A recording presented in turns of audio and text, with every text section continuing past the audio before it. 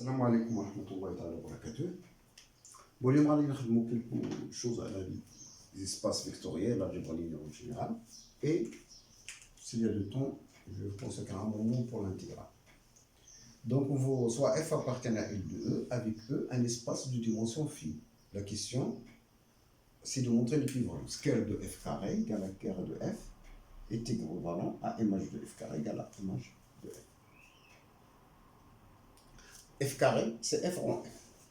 Donc, f à la puissance n pour les endomorphismes, c'est la composée éthérée. La puissance pour les endomorphismes, c'est la composée éthérée, c'est f en f n fois. Donc, c'est ça lorsqu'on parle d'une puissance pour les endomorphismes.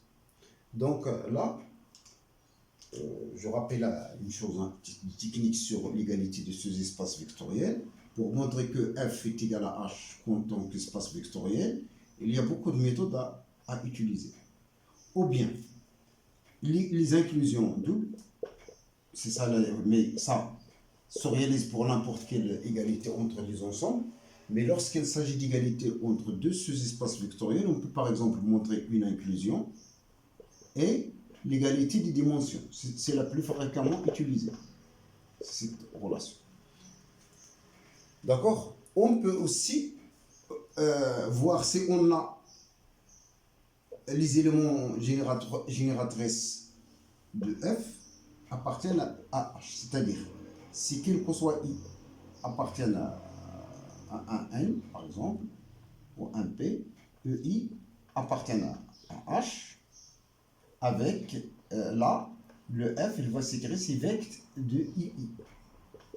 Et si vous avez h égale à vecte des vecteurs hg, vous aurez, quel que soit g appartient à un intervalle 1, q par exemple, le vecteur ag appartient à l'autre espace f. C'est-à-dire, la famille qui engendre f inclus dans l'espace h, et la famille qui engendre h est inclus dans l'espace f.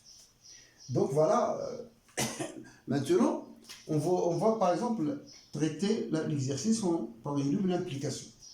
Donc on va supposer pour le moment que, supposons que ker de f carré est égal à ker de f.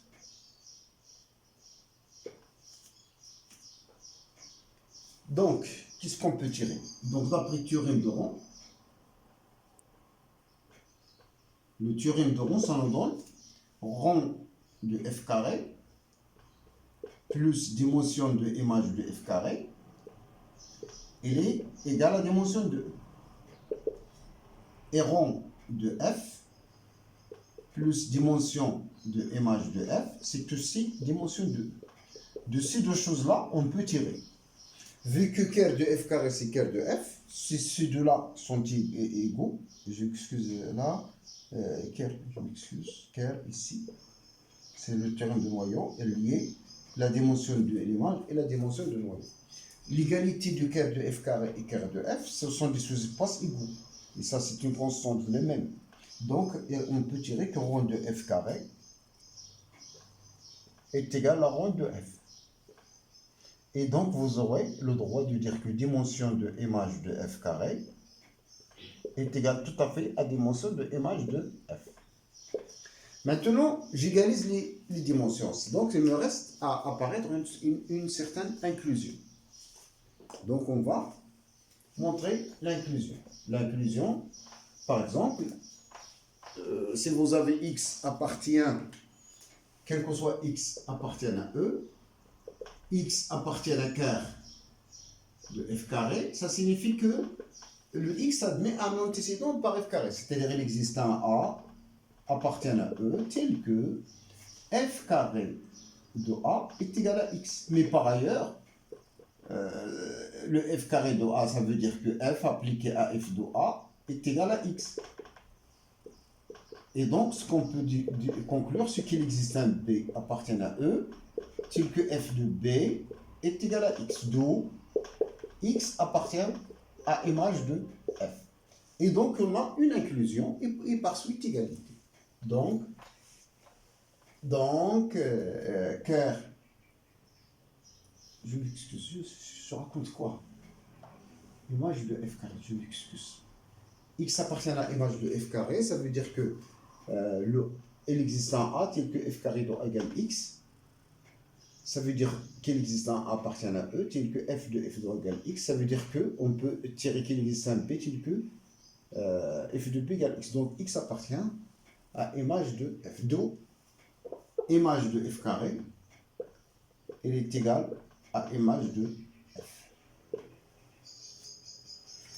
Pour la réciproque, pour l'autre sens, c'est la même chose. Par le théorème de Rond, vous trouvez que dimension du cœur de f est égale à la dimension du cœur de f carré. Mais cette fois-ci, l'inclusion cœur de f carré, elle est inclue dans cœur de f. C'est pas la même chose que... donc vous avez cœur de f est inclus dans cœur de f carré.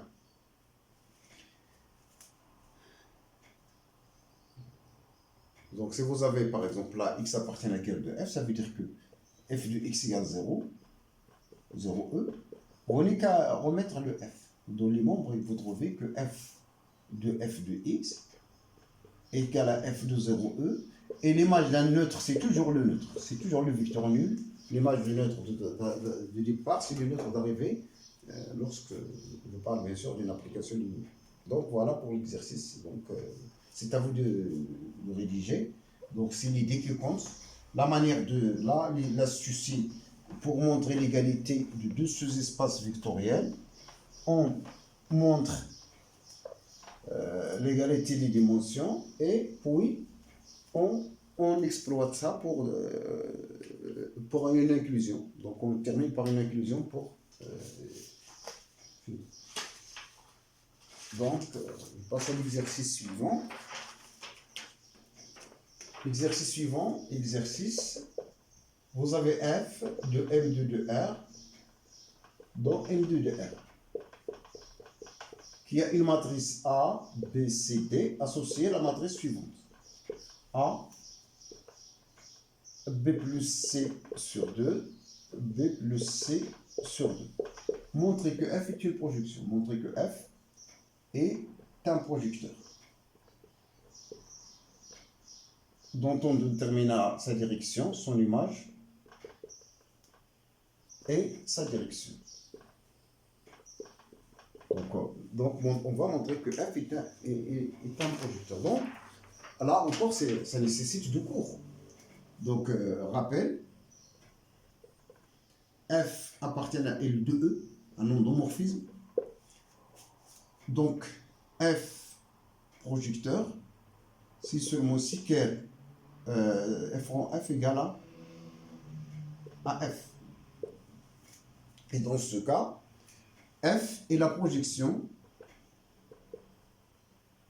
image de f sur image de f, qui n'est rien d'autre que l'ensemble des invariants. Image de f, c'est les invariants de f. De direction, c'est-à-dire parallèlement, quart de f. Donc c'est un cours.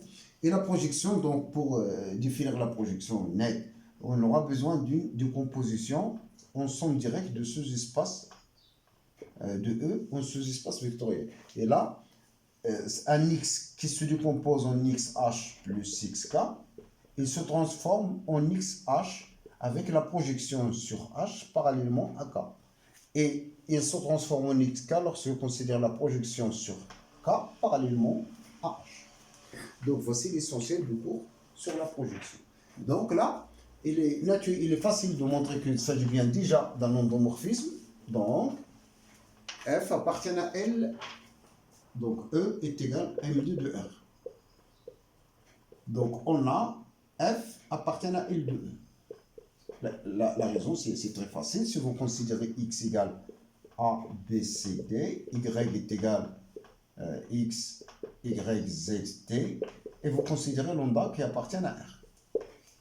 Alors, F de lambda X plus Y s'écrit alors comme c'est c'est l'image de cette application, de cette matrice. C'est quoi lambda X? C'est type lambda petit a plus X, lambda B plus Y, lambda C plus Z, lambda D plus T. Et j'applique le mécanisme de l'image. L'image, vous remarquez que les éléments diagonaux restent fixés. Donc ces lambda A rester à leur place. Et par exemple, ce terme-là, c'est quoi? B plus C, c'est les éléments diagonaux divisés par... C'est l'autre diagonale de l'autre sens, divisé par 2, c'est la somme des éléments divisés par 2. C'est-à-dire là, c'est lambda facteur de B plus C sur 2, plus Z plus Y. Et la même chose, lambda facteur de B plus C, plus Z plus Y sur 2. Oui, sur 2.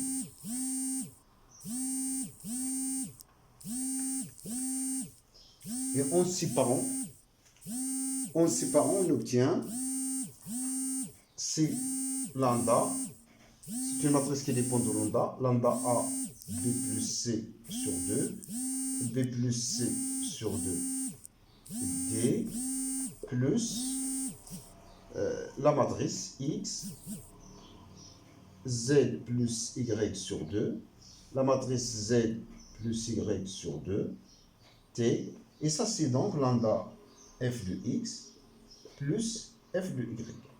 Et donc la linéarité est acquise. Maintenant, on va établir donc f est linéaire. Maintenant, je calcule f rond f. F rond f d'une manière de x. C'est-à-dire, avec x, je le considère, c'est toujours la matrice f de x. Pour nous, on va considérer x, c'est la matrice A, B, C, D. Et je calcule f rond f de x et je souhaite atteindre le f de x. Donc, c'est quoi? C'est f de la matrice. C'est f de l'image A, D, B plus C sur 2, B plus C sur 2. Et à nouveau, le mécanisme du calcul de l'image, les éléments diagonaux restent inchangés, donc A, B, mais si ces éléments entrent sur l'autre côté de notre diagonale, inverse, s'ajoute et se divise par 2. Donc, ça plus ça divisé par 2, c'est donc le même nombre plus le même sur 2, donc B plus C sur 2.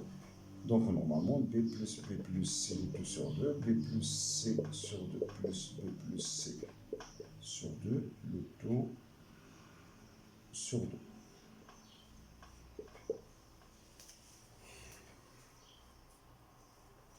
Et donc, ça donne A, B plus C sur 2, B plus C sur 2, B.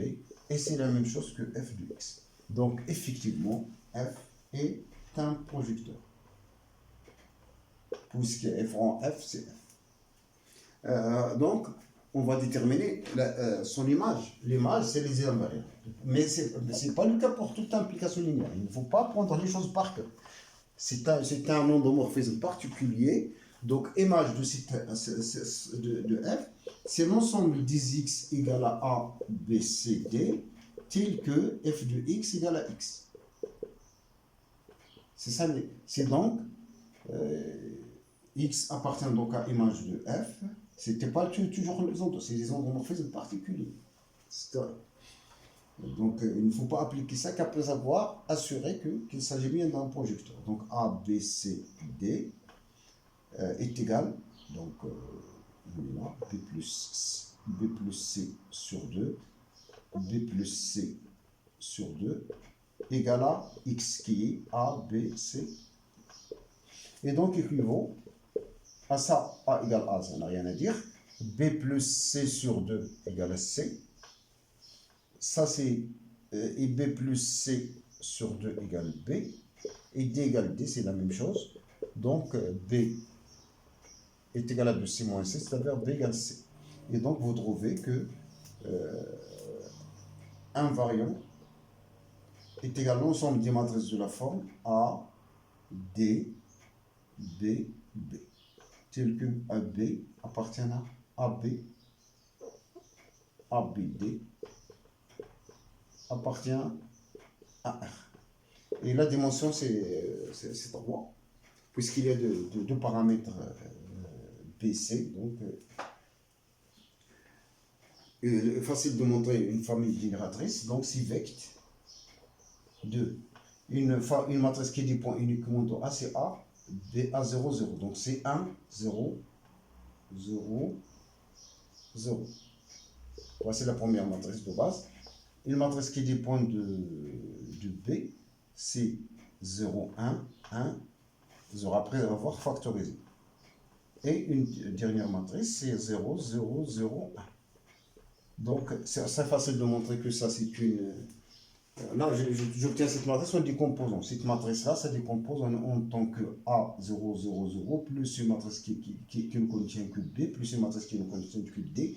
Je vais faire sortir les scalaires et j'obtiens une famille que chaque élément de M adjoint est une combinaison linéaire de ces vecteurs-là. Et cette famille-là est bien une famille libre, donc c'est bien une famille génératrice. Et donc, le rang de F, c'est 3. Le rang de ce projecteur-là, rang de ce projecteur, c'est 3. Pour la direction de F. Donc, c'est ker. Donc, X appartient à la ker de F est équivalent à F de X égale à 0 en ton matrice. Donc, la matrice, le X, c'est toujours A, B, C. Donc, est équivalent. Le X égale 0, ça veut dire que A égale à 0. B plus C sur 2 égale à 0.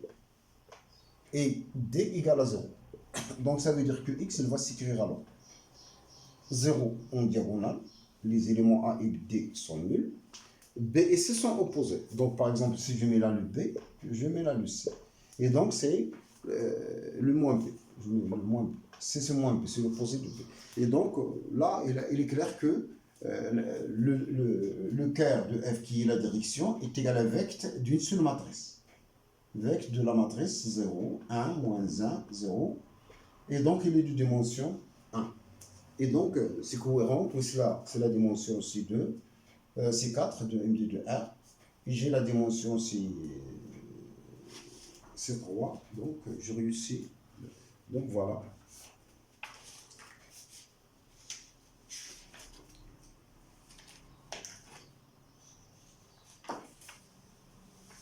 Je passe à un exercice sur la convexité.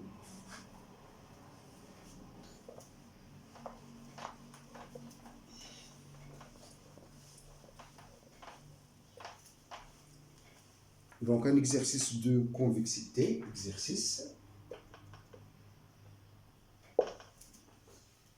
Donc, f de x est égal à ln de 1 plus de x. On vous demande de montrer que f est convexe.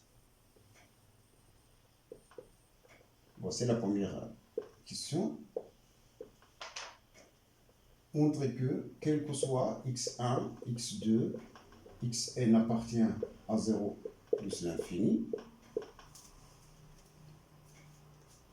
à la puissance n, le n appartient à n étoile, alors 1 plus le produit de xk, k égale 1 jusqu'à n, à la puissance 1 sur n, est inférieur au produit de 1 plus x, k, à la puissance 1 sur n. Et là, le k, il va de 1 jusqu'à n. Donc, on va en déduire, la question suivante, en déduire que, quels que soient les AI positifs, donc A1, AN positif, et quel que soit B1, BN positif, vous avez le produit des AK plus BK à la puissance 1 sur N, tout ce produit-là,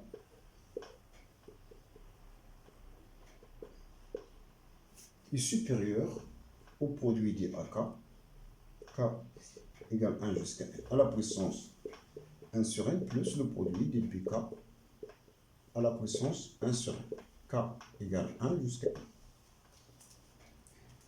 Et donc voilà, donc il s'agit là de montrer dans une première question qu'il s'agit bien d'une fonction convexe. Donc pour cela, on va signaler qu'il s'agit bien d'une fonction dérivable.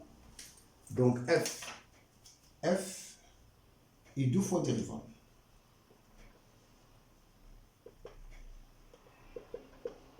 Il est clair qu'il est 2 fois dérivable parce que, normalement, il faut dire du mot.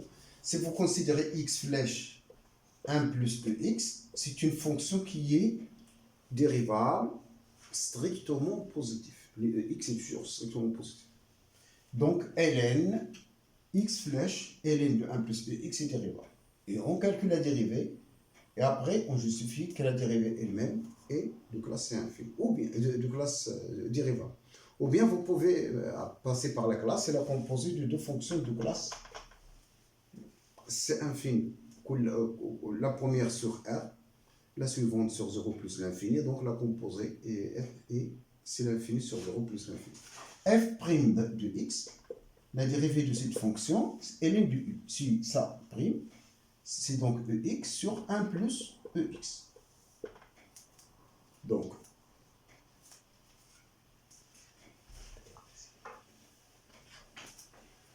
Donc f second. On dérive f une deuxième fois. On souhaite avoir une fonction qui est positive. Donc c'est la dérivée, c'est le quotient de 2 fonctions. Donc je commence à dériver le numérateur qui est la dérivée de même fois 1 plus ex moins la dérivée du dénominateur qui est ex fois ex sur le carré. Et donc vous trouvez que c'était ex qui est positif. Donc f, quel que soit x, appartient à donc r. F seconde de x est positif, donc f est convexe sur R. Faites attention, la convexité, la dérivabilité a lieu sur R puisque la première fonction, 1 plus ux, est dérivable définie sur R et a une dérivée positive.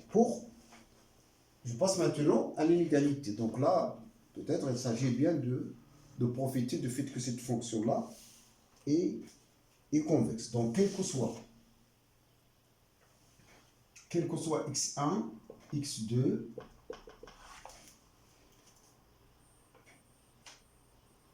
donc là, je pose peut-être des y1, et on verra ce qu'il y a le lien y1, y2, yn appartenant à R. C'était f de la somme des yk sur n, k égale 1 jusqu'à n, il est inférieur à la somme de f de yk fois 1 sur n, k égale 1 jusqu'à n. On a appliqué l'inégalité de Johnson seulement pour les lambda k, c'est des inverses. Donc, je laisse l'énoncé devant nous. Alors, ce qui va se passer, donc j'applique alors là, c'est ln de 1 plus exponentielle cette somme. F de x, vous voyez, f de x, c'est ln de 1 plus ux. ln de 1 plus ux. Donc, c'est ln de 1 plus exponentielle, tout ça c'est x, la somme des yk sur n, k égale 1 jusqu'à n, il est inférieur à 1 sur n, la somme de ln de 1 plus f de yk, c'est exponentielle yk. K égale 1 jusqu'à n. Et là, peut-être, c'est l'avantage, on prend les YK, c'est les ln de XK. On pose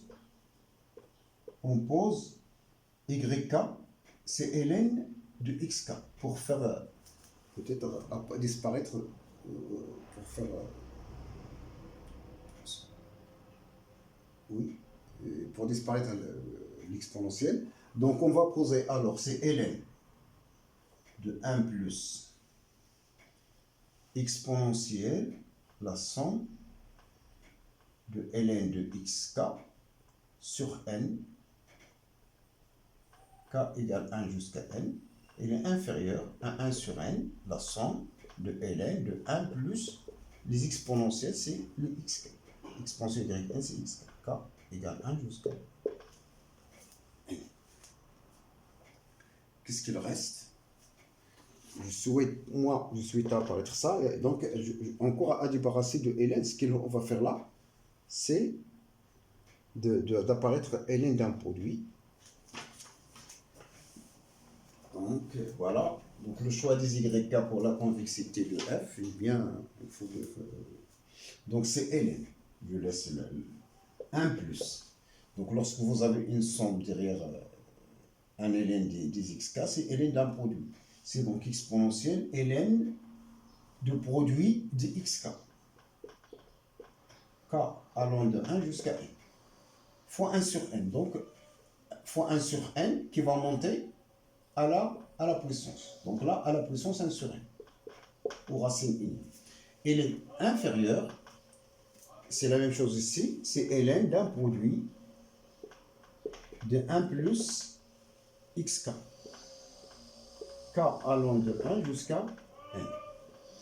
Et là, j'ai une puissance, j'ai un facteur à l'extérieur où je peux le faire monter. Le ln étant croissante, donc c'est la même comparaison. Donc j'obtiens alors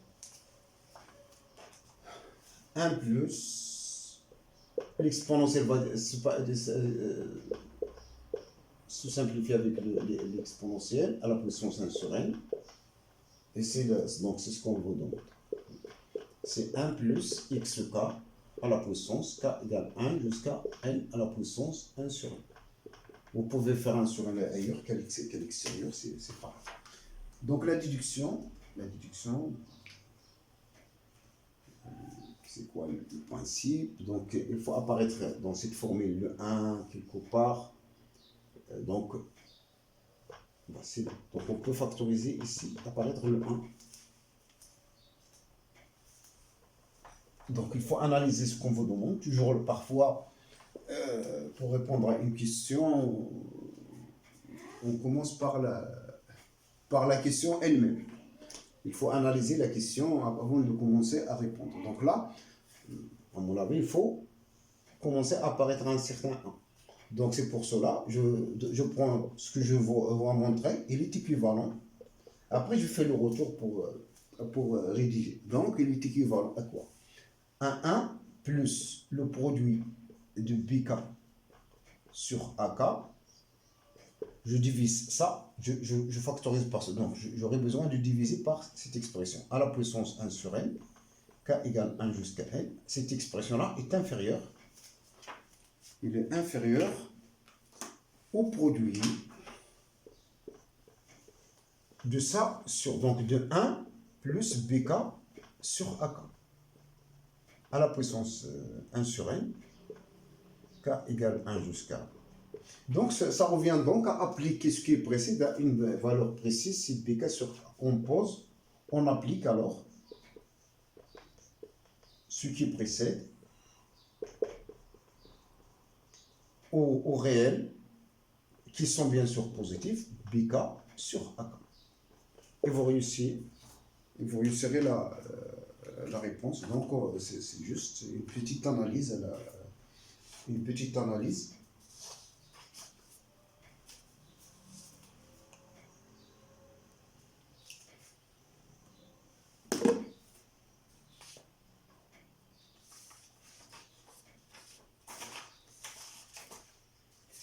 Pour un exercice sur l'intégration.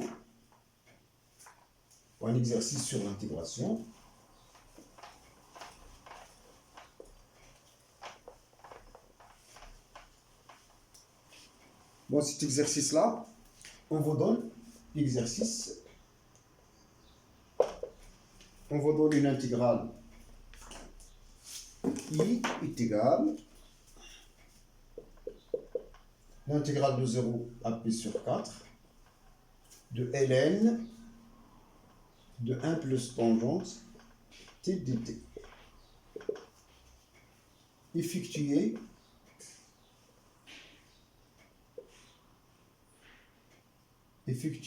un changement de variable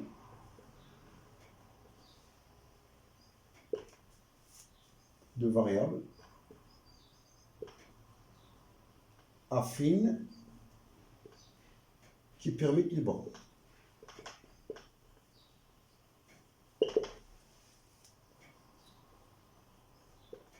En déduire la valeur de. Donc on va effectuer un changement de variable qui permettent les bornes et après on va déduire une valeur de. Donc qu'est-ce qu'on fait? Ce qu'il faut faire là, j'ai les bornes 0 p sur 4. Donc c'est de faire u égale à p sur 4 moins t. On pose parce que j'ai le 0 ici. C'est la raison. Peut-être pour l'autre cas, c'est la somme moins 2. Donc, on va essayer. A à B, je veux faire un changement de variable qui permette les bornes. Peut-être c'est A plus B moins E en général. Voilà, est-ce qu'on réussit? Lorsque T, donc on pose le U, c'est ça, égal à E. Si T égale à A, T est égal à A, il me reste B. Si T égale B, il me reste A, et donc ça marche. Donc, on va poser alors les détails. Donc, si T égale à 0, le U est égal à P sur. Si T égale à P sur 4, le U devient 0. Et clair que DU et les DT sont opposés. Donc notre intégrale I, il va s'écrire, c'est l'intégrale de 0, de P sur 4 à 0, ln de 1 plus tangente T. Et c'est quoi T pour nous? C'est P sur 4 moins I. D de T qui est l'opposé de DU. Donc j'ai un signe. Et ça c'est donc l'intégrale. De 0 à P sur 4, je débarrasse de ce moins, en permettant les bornes, ln de et la DU. Mais il est clair que la formule de tangente P sur 4 moins U, c'est tangente P sur 4 qui est 1, moins tangente U sur 1 plus le produit des tangentes, c'est-à-dire tangente U. Et donc, il est égal à l'intégrale 0 P sur 4 de ln de, je fais donc réduire au même dénominateur, j'obtiens 1 plus ln de U. Donc 1 plus tangente U moins tangente U, c'est quelque chose qui va disparaître. Donc on obtient 2. Si je n'ai pas trompé. Donc je retourne à mon intégrale. Je retourne à I. Donc I est égal à l'intégrale de 0 à P sur 4. Et l'avantage de ln, il sépare le quotient. Donc ln de 2 moins ln de dt, du, moins l'intégrale 0 P sur 4 de ln de A sur B, c'est ln de A moins ln de B, ln de 1 plus tangente U du. Et donc, je réussis ça, c'est le I. Donc, du I est égal à mon intégrale qui se calcule facilement, c'est ln de 2, 0 P sur 4 dt, du. Donc, la primitive, c'est la constante P sur 4 fois U. Et donc, vous trouvez plutôt, excuse, donc I est également, là c'est P sur 4, donc c'est P sur 8, et ln de 2.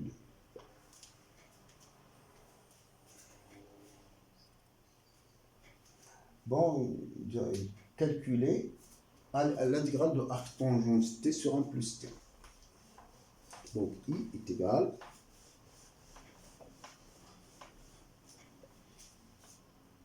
exercice, calculer, I est égal à l'intégrale de 0 à 1 de arc tangente T sur 1 plus T dt. Donc là, lorsque ce genre de choses, on pense à la par partie. Donc on pose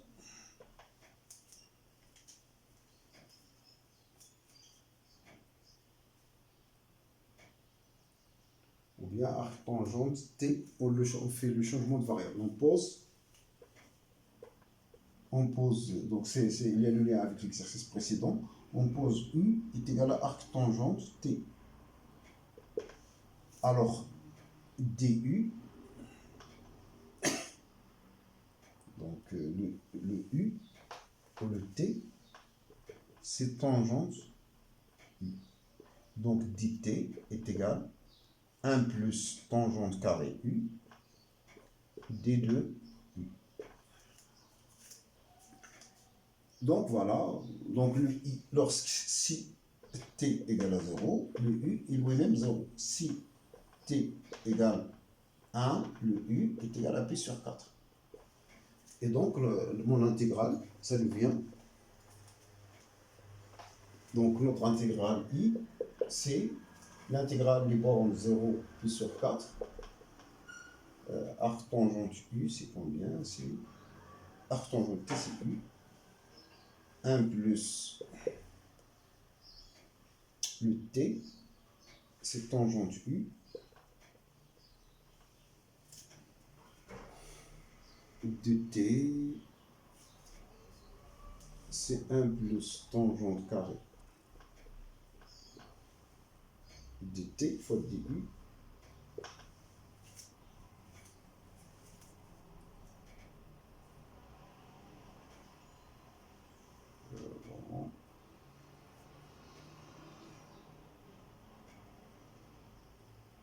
Donc c'est bizarre.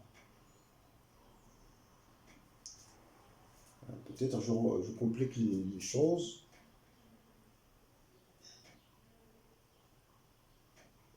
Donc peut-être ça va être avec par partie pour ramener. Parce que j'ai le problème ici, et le U qui nous reste. Et donc c'est mieux par partie. Si on fait par partie, on va poser les fonctions U de T égale arc tangente T et V de T, c'est 1 sur 1 plus T, V'. De sorte que la dérivée U' de T, c'est 1 sur 1 plus T carré. Et V de T, c'est ln de 1 plus T. Est-ce que je réussis l'intégrale qui vient?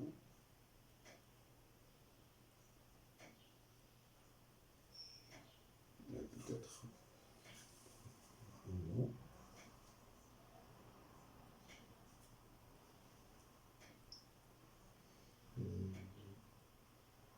Pas du tout. Donc, la dérivée là. Donc, notre intégrale qu'on obtient est formée de ln de 1 plus t sur 1 plus t carré. Donc, I est égal entre crochets arc tangente t ln de 1 plus t entre 0 et 1 moins l'intégrale de 0 à 1 de ln de 1 plus t sur 1 plus t carré.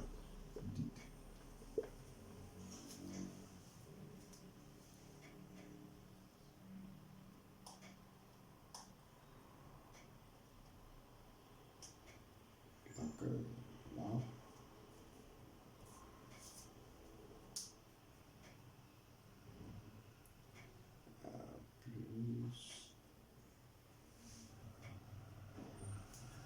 plus sur 4.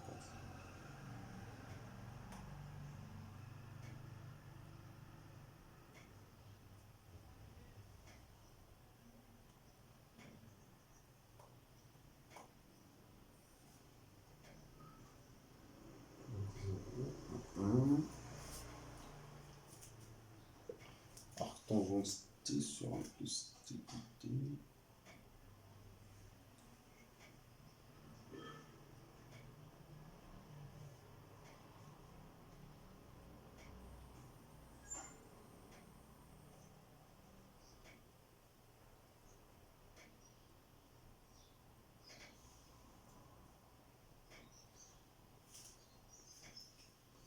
Voilà, donc ln de 1 plus t.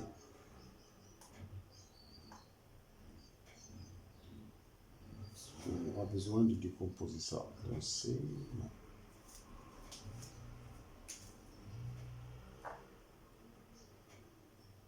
Donc là, le calcul d'abord, donc c'est par tangente 1.